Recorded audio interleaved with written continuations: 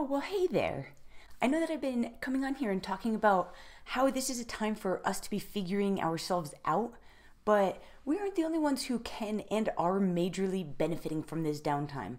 So, in this episode, we're going to talk about a couple of things that we can start implementing right now that will help us assure that our actions are on par for long-lasting and sustainable effects that will benefit this planet for long after this passes. First, I want to welcome you back to Chin Up Mindset, where we have one mission, and that is to encourage growth. We're going to be doing that together by taking on different challenges and chatting about inspirational topics. So there's no better time to analyze our day-to-day practices in order to assure that we're implementing more sustainable ones that we can move out of this with. So here are a couple of things that I believe are easy enough to start right now that will have effects that way outlive us. We'll start pretty simple. Everybody's heard of the 3 R's, which there are definitely more of now, but regardless, not everybody knows that they are in order of most importance, which the first and obviously most crucial is going to be reduce, which is pretty self-explanatory because obviously in order to not produce so much waste, we need to reduce our consumption. So a tactic that I'm actually trying to utilize a little bit more in my own life is to implement a 2-day rule. So when you get that urge to buy something, instead of just jumping on the computer real quick to get it, take a couple of days to actually analyze whether it's a need or just a want. Okay, so we can buy until we have nothing left to spend. But one day is going to come down to the fact that you will be stuck dealing with yourself. And that spontaneous purchase that you made to try and get you out of your head ended up in the closet. Doesn't make its way out for the next year or so. Okay, so you've analyzed for 2 days and you've realized that it is a need. Where do you go from there? Somewhere local, of course. Right now, we should all be supporting local businesses as much as we possibly can. First off, the decrease in emissions that we're currently experiencing right now is incredible. And by supporting local business, you're also supporting reduced transportation emissions. And on top of that, it's definitely the little guys that are being impacted the most right now. And bigger companies are still racking in all of the money solely based on convenience. I've said this before, but this is the time where we have the ability to shift what we support.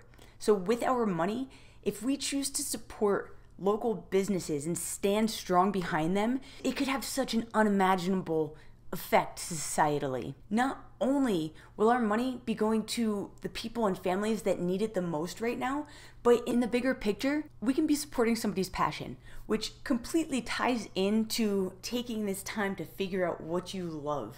Because if we can successfully shift our power, we are going to need all of the passions that have surfaced. How fantastic would that be to live in a world where people are doing what they love, opposed to being overstressed by stuff that they couldn't care less about? The idea of being able to support somebody's dream like that literally makes my heart smile. Okay, bringing it back.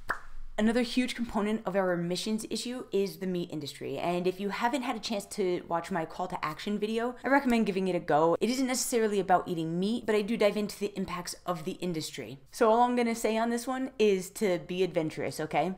Not that it actually warrants that anticipation, but there seems to be a bit of a mental hurdle when it comes to trying meat alternatives, which is kind of weird because I've been around people trying to one-up each other on the weirdest meats they've eaten, which has gotten kind of gross. But then trying to offer a veggie burger is met with disgust. Oh, no. I will not try that Beyond Meat crap. I will take that there Rocky Mountain oyster, please. Gross. I don't get it. There are so many meat alternatives, and to be 100% honest, if you swapped out a Beyond Meat product, which is the brand, for regular meat without telling anybody, I'd be very shocked if they could actually tell the difference. So give it a shot. Just to be clear, I don't care if you eat meat, but I will bring it right back to support local, okay?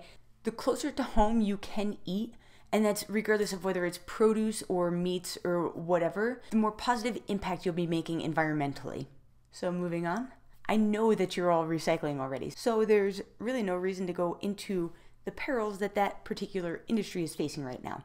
I will recommend that you make sure you're properly recycling though, because it can differ based on municipality, and it's crucial that we don't bog down an already compromised system, especially right now. But since we are already properly recycling, if your household is anything like mine, you might be noticing more compostables ending up in the trash.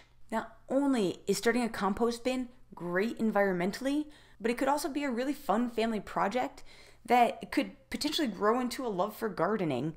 Who knows? There are a lot of resources on composting available, so if it's something that's crossed your mind, I highly recommend looking into an easy at-home setup. And then, if you end up producing too much and your city doesn't already have a compost pickup option, maybe that's something you could work to introduce in your area.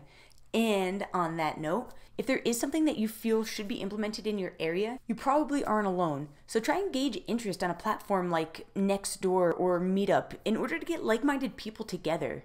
And don't be afraid to reach out and express your concerns to your city council. They can't help fight for what you want if they don't know what you want.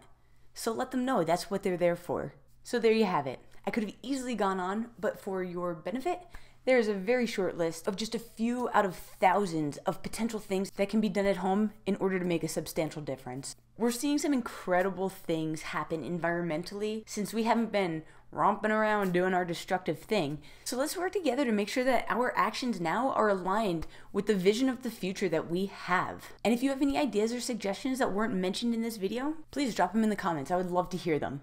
I want to thank you all for taking this time to hang out with me. And if you've enjoyed this content, please give it a little thumbs up.